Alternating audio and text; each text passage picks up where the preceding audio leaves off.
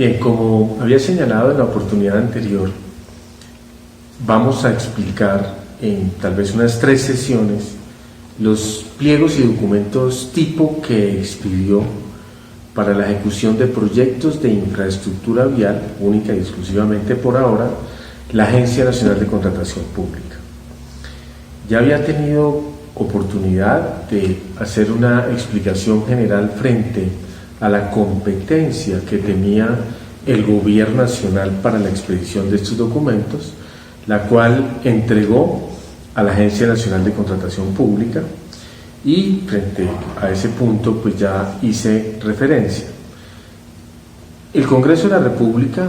y el Gobierno Nacional tomaron en su momento la decisión de expedir pliegos y documentos tipo como una estrategia de lucha contra la corrupción en la contratación estatal.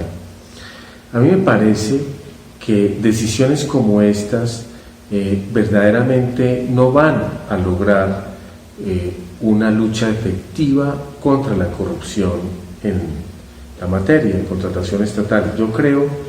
que es muy importante que el país entre a examinar cuáles son las verdaderas causas del problema de la corrupción, más que tomar decisiones en las que se le imponga a los servidores públicos la utilización de ciertos documentos. Yo creo, francamente, que la corrupción en materia de contratación surge principalmente por 2 causas. En primer lugar, el clientelismo, las negociaciones que con frecuencia se hacen entre las corporaciones de elección popular y el Ejecutivo para la aprobación de ciertos proyectos, para la aprobación del plan de desarrollo, para la aprobación de la autorización para celebrar contratos, etc. Y también en el alto costo que tienen nuestras campañas políticas. Es inaceptable que para acceder a ciertos cargos de elección popular se deban gastar grandísimas cantidades de dinero. A mí se me parece que en el momento en el que el país entre a combatir verdaderamente esas dos causas de la corrupción, podríamos verdaderamente luchar de manera efectiva contra este fenómeno. Sin embargo, el Gobierno Nacional y el Congreso de la República optaron por la decisión, dentro del marco de esta estrategia de lucha contra la corrupción, de expedir pliegos tipo. Yo hubiese preferido mejor, más que imponer de esta manera a los administradores públicos la utilización de unos pliegos tipo, que se hiciera una gran convocatoria por parte de los gremios, por parte también eventualmente de los organismos de control, para que voluntariamente los gobernadores, alcaldes y también las entidades del nivel nacional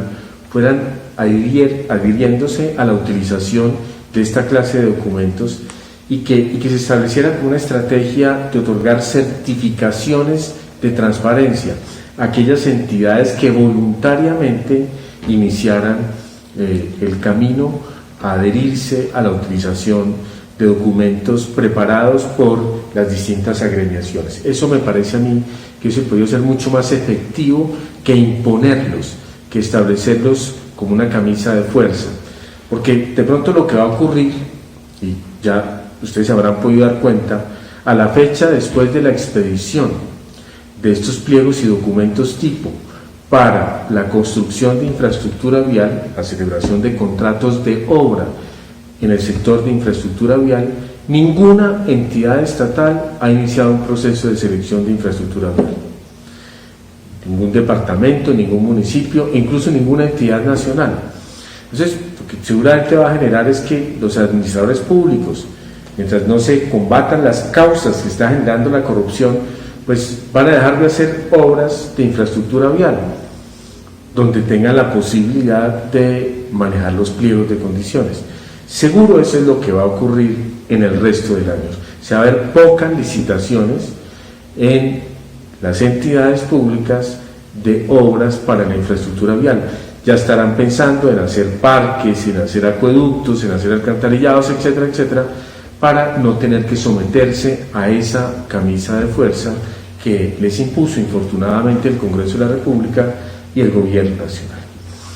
Bien, otro punto también que quiero referir, porque claro, voy a empezar a tomar algunos de los aspectos en los que no estoy de acuerdo, en los que me parece que la Agencia Nacional de Contratación Pública se equivocó al incorporar ciertas reglas en estos pliegos tipo, pero antes de entrar a hacer esa crítica a los documentos, quiero resaltar la gran dificultad que existe en la redacción de estos documentos. En realidad no es una tarea fácil. Yo llevo casi 30 años revisando pliegos de condiciones, revisando invitaciones a presentar propuestas, y la verdad, reviso las que redacté hace un par de semanas, hace unos meses, hace unos años, y siempre encuentro dificultades. La verdad, es una tarea muy difícil la redacción de los pliegos de condiciones. Es una tarea en realidad de mejoramiento constante, en la que seguramente la Agencia Nacional de Contratación Pública irá expidiendo poco a poco modificaciones a estos pliegos y documentos tipo. Entonces quiero que, si en la Agencia Nacional de Contratación tienen la oportunidad de ver esta charla, que no tomen estas críticas de mala voluntad, de mala fe, de un ataque a esa tarea que en ocasiones he dicho en muchos foros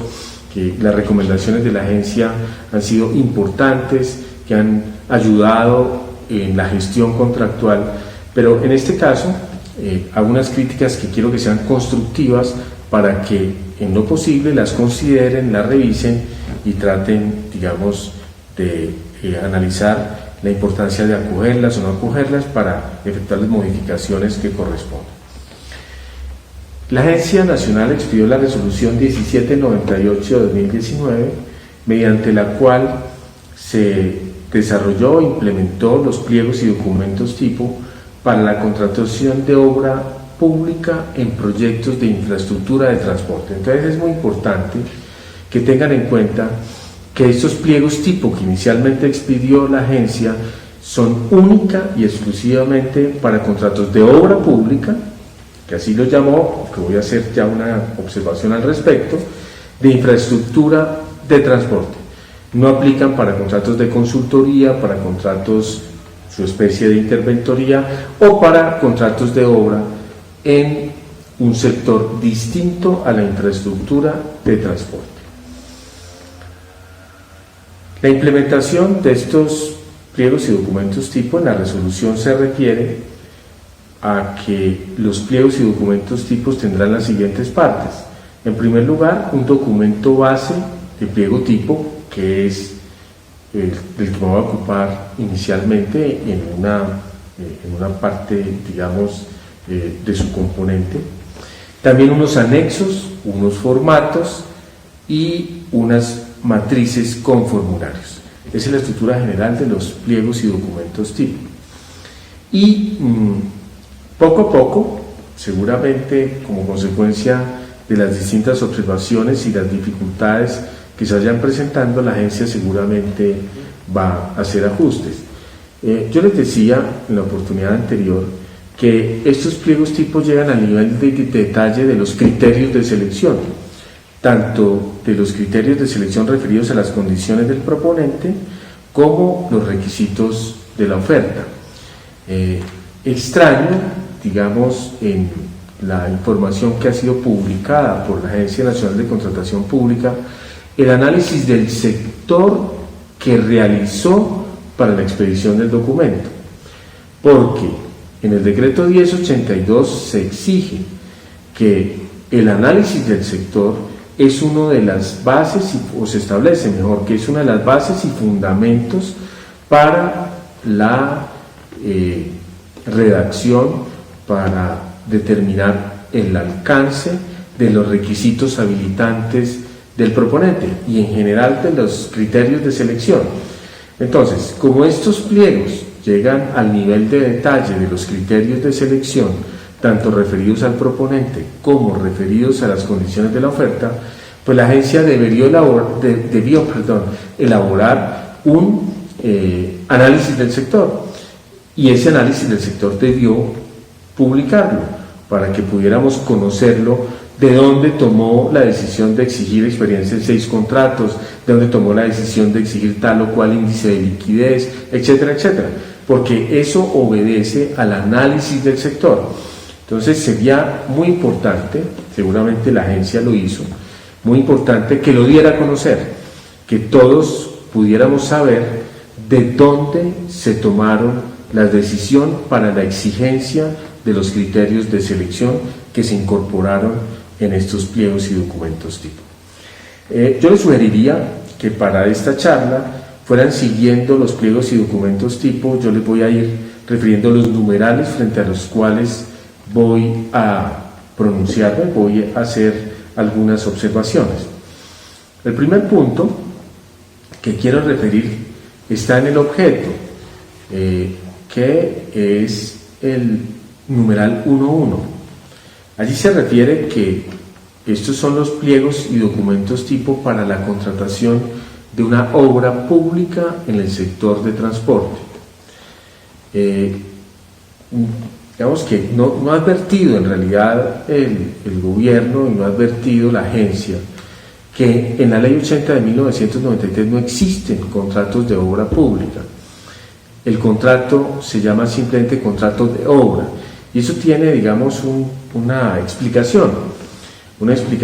que a mí me parece importante. Bajo la vigencia del decreto Ley 222 de 83, existían contratos de obra pública y contratos de obra civil celebrados por entidades estatales. Entonces se hacía una diferencia entre estas dos clases de contratos. Dependiendo de si el bien que se fuese a afectar con la construcción, con la demolición, con la intervención, le perteneciera a la entidad, sería un contrato de obra pública, o de lo contrario sería un contrato de obra civil. Luego en otras legislaciones, el calificativo de pública se adquiere dependiendo de su destinación. Si la obra está destinada a un bien de uso público o a un servicio público, se le asigna ese calificativo, de lo contrario no. En el año de 1993, al momento de expedir la Ley 80, el legislador tomó la decisión de darle simplemente el calificativo de contrato de obra, porque en nuestro país no importa que el bien le pertenezca o no a la administración, no importa que esté destinado o no a la prestación de un servicio público, siempre que se trate de un trabajo material sobre un bien inmueble, no importa que sea la modalidad no importa cuál sea la modalidad de ejecución o de pago, de conformidad con el artículo 32, numeral 1, se tratará de un contrato de obra. Entonces, valdría la pena que se corrigiera ese error que se observa en varios decretos reglamentarios y también en estos pliegos tipo. En realidad se trata simplemente de un contrato de obra, y esa es la razón, digamos, por la cual en la Ley 80 se le asignó simplemente ese nombre a este contrato. Bien, en el numeral 1.6 se reguló, se establecieron del pliego las reglas de subsanabilidad.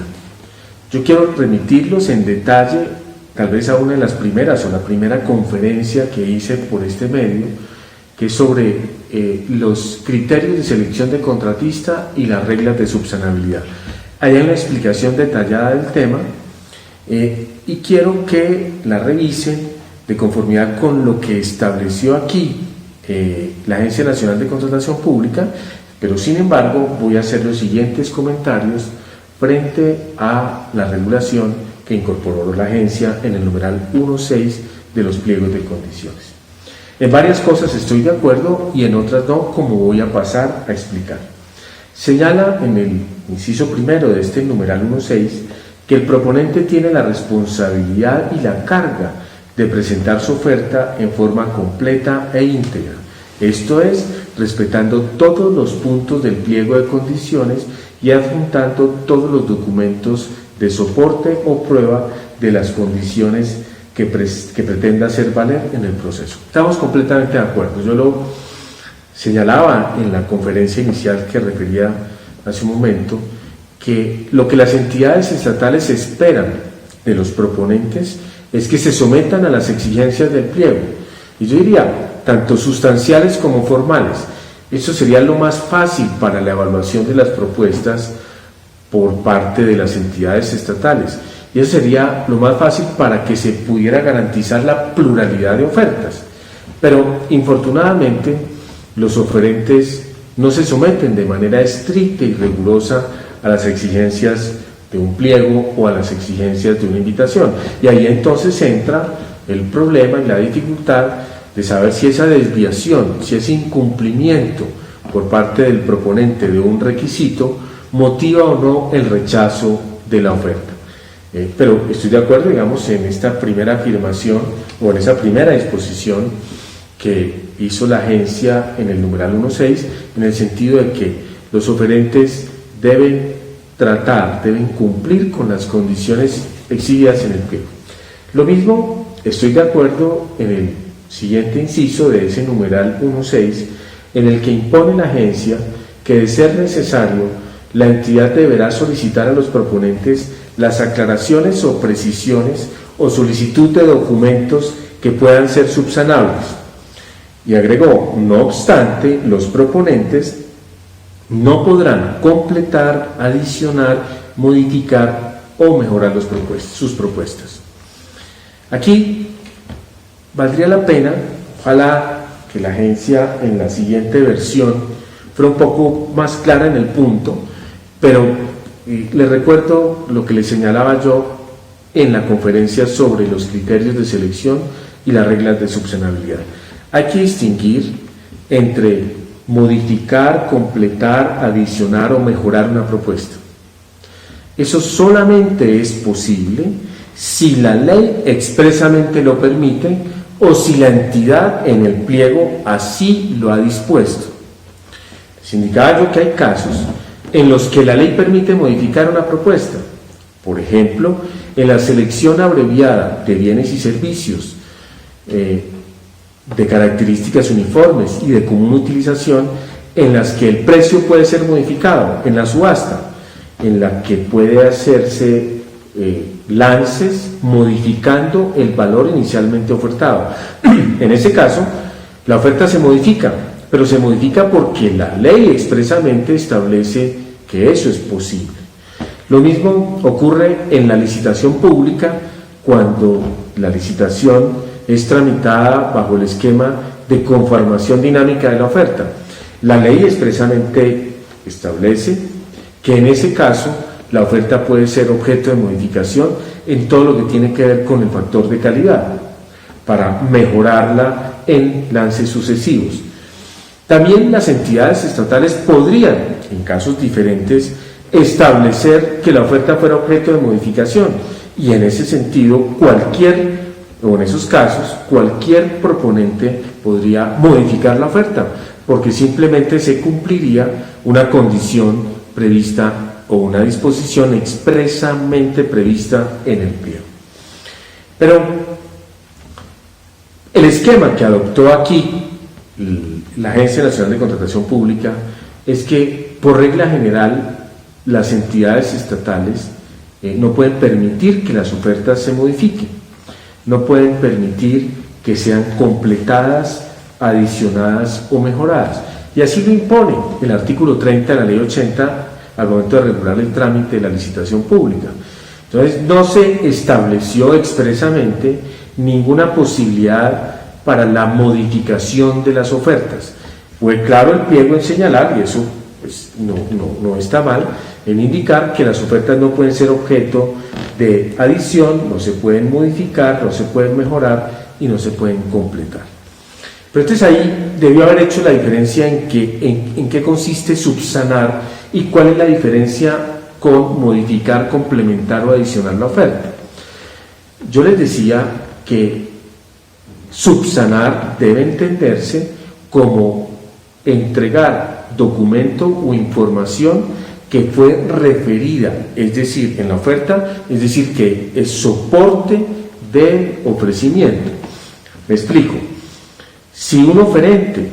advierte una característica técnica o refiere que tuvo una experiencia, pero el pliego se exigía un soporte frente a esa condición, se podrá subsanar la presentación de ese soporte de una condición que fue ofertada, de una condición que fue ofrecida, porque de lo contrario, si no lo ofreció, pues comportaría una modificación a la propuesta. Entonces sería muy importante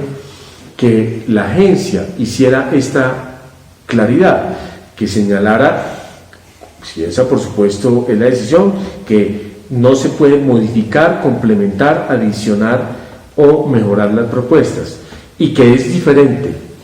es incurrir en o realizar cualquier conducta de las anteriores frente a subsanar, y que subsanar se deberá entender única y exclusivamente presentar soportes a información que fue referida de manera específica en la propuesta. De manera general, yo, estoy de acuerdo en este inciso segundo del numeral 1.6, simplemente que desearía que se precisara entonces cuál es la diferencia entre completar, adicionar, modificar o mejorar y subsanar. Bien, también se señaló en el inciso tercero, del numeral 1.6, que los proponentes deberán allegar las aclaraciones o los documentos hasta el término del traslado del informe de evaluación. Esa, es una disposición que está prevista en la Ley 1508 y que yo tuve también oportunidad de referir en la charla inicial, pero que amerita una consideración especial. Ahí se está regulando la oportunidad o el momento en el que los proponentes pueden presentar la información o los documentos que son subsanables, que no comportan una modificación a su oferta, que comportan, como señalé, dentro del alcance que he referido, adjuntar, entregar un soporte de una condición que fue objeto de ofrecimiento. ¿Cuál es el momento en el que eso debería ocurrir? Como se trata de una exigencia, ese soporte de esa condición ofertada del proponente o de la oferta,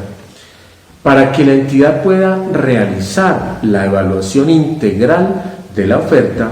es importantísimo y es necesario que los documentos que soportan la información de la oferta sean presentados a más tardar, debería ser así, dentro del periodo de evaluaciones, para que la entidad dentro de ese periodo pueda recibir no solamente la condición ofertada, sino los soportes, pueda realizar la evaluación integral del ofrecimiento y pueda trasladarlo para que pueda ser objeto de examen por parte de los proponentes. Es inconveniente que se subsanen los requisitos subsanables, se presenten esos soportes dentro del término de traslado, porque la entidad, si lo recibe durante el término de traslado, que en el caso de la licitación es 5 días hábiles, tendría que procurar un término para evaluarlos, que ya ha vencido porque la evaluación de las ofertas ocurrió antes del traslado, y adicionalmente, una vez haya efectuado la evaluación de los documentos que le fueron entregados, subsanando esa condición de soporte de la oferta, pues tendrá que trasladarla nuevamente, porque si no vulneraría el debido proceso y en especial el derecho de defensa. Es decir, las entidades deben tener toda la información completa que les permita evaluar las ofertas dentro del término de evaluaciones, para hacer la evaluación completa y su traslado también integral a todos los proponentes o en general a todos los interesados. Pero si lo que es subsanable se presenta dentro del traslado, pues tendrá que sacar un viso de procedimiento, que vamos a ver cuáles serían las distintas alternativas, tendrá que recomponer el cronograma del proceso porque requiere un nuevo plazo para evaluar los documentos que recibió o la información que recibió. Y una vez realizada esa evaluación, para garantizar el debido proceso, pues debe trasladarla. Y resulta que los documentos los recibió ya en el plazo de traslado o en el periodo de traslado. Entonces tendría que establecer un nuevo plazo de traslado para no vulnerar este derecho fundamental constitucional. Yo señalé en esa charla inicial, les decía, que cuando la ley 1508 establece que la oportunidad para presentar los documentos subsanables es el traslado, debería entenderse que los oferentes puedan presentarlos en ese momento si la entidad estatal no cumplió con su obligación de exigir su presentación dentro del término de evaluaciones, porque es allí donde los necesita para poder realizar la evaluación integral. Entonces, el término de la ley 1508 debe entenderse es un término supletivo, es decir, salvo que las entidades estatales hayan establecido que los proponentes deban presentar los documentos o información subsanable dentro del término para la evaluación, dentro del término previsto para efectuar las evaluaciones, podrán los proponentes presentarlos dentro del traslado. Y si eso ocurre, pues tendrá que en su momento sanear un vicio de procedimiento para establecer un nuevo plazo para evaluar la información que recibió y un nuevo plazo para trasladar por 5 días porque no cumplió con el deber de solicitar los documentos subsanables dentro del plazo para evaluar. Esa debería ser la interpretación y yo muy respetuosamente sugeriría a la agencia que estableciera esa condición, que estableciera que dentro del plazo para evaluar es donde las entidades estatales deben exigir la presentación de los documentos subsanables y que el término de la ley 1508, es decir, de que se pueda presentar los documentos subsanables dentro del término de traslado, es simplemente si en el pliego no se ha establecido que sea durante el periodo de las evaluaciones. Muy bien. En el inciso cuarto de este numeral se impone, estableció la agencia, en el evento en que la entidad no advierta la ausencia de requisitos o la falta de documentos referentes a la futura contratación o al proponente, no necesarios para la comparación de las propuestas, y no lo haya requerido en el informe de evaluación, podrá requerir al proponente otorgándole un término igual al establecido para el traslado del informe de evaluación con el fin de que los allegue. En este caso, de ser necesario, la entidad ajustará el cronograma. Piense entonces, veamos lo que va a pasar. Sugiere la agencia que si la entidad estatal, o expone la agencia, que si la entidad estatal no ha requerido los documentos que sean subsanables en el informe de evaluación, pues al momento de elaborar el informe de evaluación, ese informe debe trasladarse y se traslada por 5 días, lo que significa, según esa redacción, que el proponente va a adjuntar los documentos subsanables al momento de advertir que en la evaluación no se le tuvo en cuenta esa condición de la oferta o del proponente, y que si el oferente los allega dentro de ese término de traslado, pues tendrá que recomponer el cronograma para establecer un nuevo plazo de evaluación, deberá entenderse, y un nuevo plazo de traslado. Por eso la importancia del comentario anterior. Por eso, insisto, debería establecerse que los oferentes subsanaran los requisitos y condiciones que son subsanables dentro del plazo de evaluación y no dentro del traslado. Muy bien. Si se acepta, digamos, esta redacción, un punto muy interesante es cómo la entidad estatal recompone el cronograma del proceso. ¿Cómo hace para establecer un plazo para evaluar, que ya pasó, y cómo hace para establecer un nuevo plazo de traslado de las evaluaciones? Ahí se genera, en mi opinión, un vicio en el procedimiento, porque en el artículo 30 de la Ley 80 de 1993 no se establecen 2 plazos para evaluar, no se establecen 2 plazos de traslado, solamente uno. Lo que pasa es que como la entidad no lo exigió en el pliego, no exigió que los requisitos subsanables se deban presentar o se deban cumplir dentro del plazo para evaluar, y lo van a hacer los proponentes durante el plazo de traslado,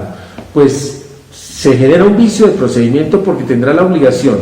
de establecer un nuevo plazo para evaluarlas, para evaluar esas condiciones y requisitos subsanables que se presentaron,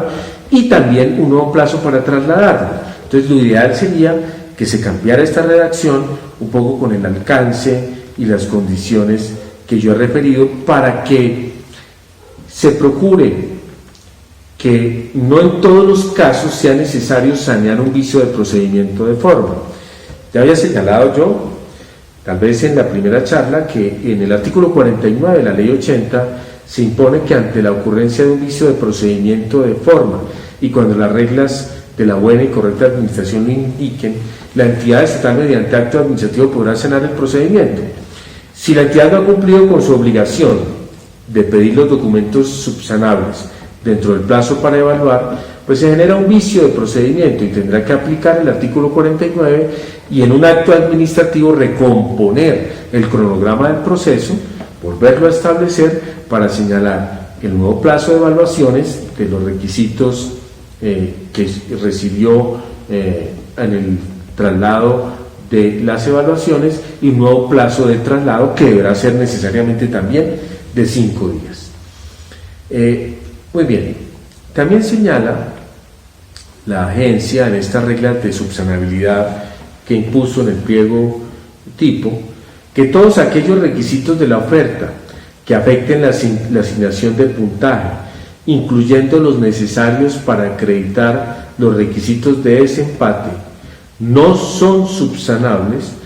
por lo que los mismos deben ser aportados por los proponentes desde la presentación de la oferta. Pero miren ustedes esta redacción: todos aquellos requisitos de la oferta que afecten la asignación de puntaje, que son normalmente las condiciones de la oferta, incluyendo aquellos que se refieren al desempate, que comportan en realidad una asignación de puntuación porque marcan la diferencia entre los oferentes, no son subsanables, por lo que los mismos deben ser presentados por los proponentes desde la presentación de la oferta. Ahí me parece a mí que debe aclararse que una cosa es el cumplimiento del requisito, ofertar la condición, y otra presentar los soportes de ese ofrecimiento. Es probable que algo que dé puntaje sea ofertado, pero que falte un soporte de algo que se ofertó. Por ejemplo, se ofertó la característica técnica exigida por la entidad, el bien, equipo, servicio, o en este caso en la obra, solo que la entidad estatal exigía un soporte frente a esa condición. Entonces se exigía, por ejemplo, experiencia específica en la construcción de vías. El oferente refirió la condición en su propuesta. Está prevista y está inscrita esa experiencia en el certificado de la Cámara de Comercio, en el registro único de proponentes. Pero resulta que se requería un detalle especial frente a la longitud de la vía, el valor de la vía, que no está en el RUP. Debe entenderse que el oferente cumplió con esa condición, pero si le faltó un soporte, a pesar de que sea una condición que le permita cumplir un requisito mínimo, o incluso a pesar que sea una condición que genere puntuación, si solamente le faltó el soporte, debe entenderse que lo puede subsanar y que no podría, por ese hecho, dejarse de entender la entidad que el oferente no cumplió el requisito mínimo, o dejarse de asignar la puntuación correspondiente. Porque, insisto, debe entenderse y hacerse bien la diferenciación entre lo que es modificar, complementar o adicionar una oferta, y subsanar. Subsanar es presentar un soporte de un requisito que se cumplió con la oferta y que hizo parte del ofrecimiento. Muy bien. Por último, señaló en este numeral 1.6 que en virtud del principio de la buena fe, los proponentes que presenten observaciones al proceso o a las ofertas y conductas de los demás oferentes deberán justificar y demostrar la procedencia y la oportunidad de estas. Estoy completamente de acuerdo. Si alguno de los interesados en el proceso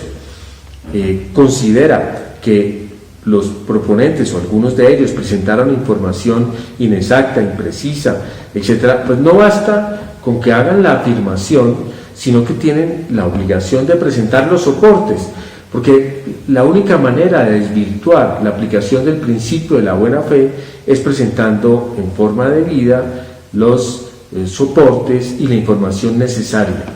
De esa manera la entidad tendrá la obligación de hacer las verificaciones correspondientes. Bien, llegamos en esta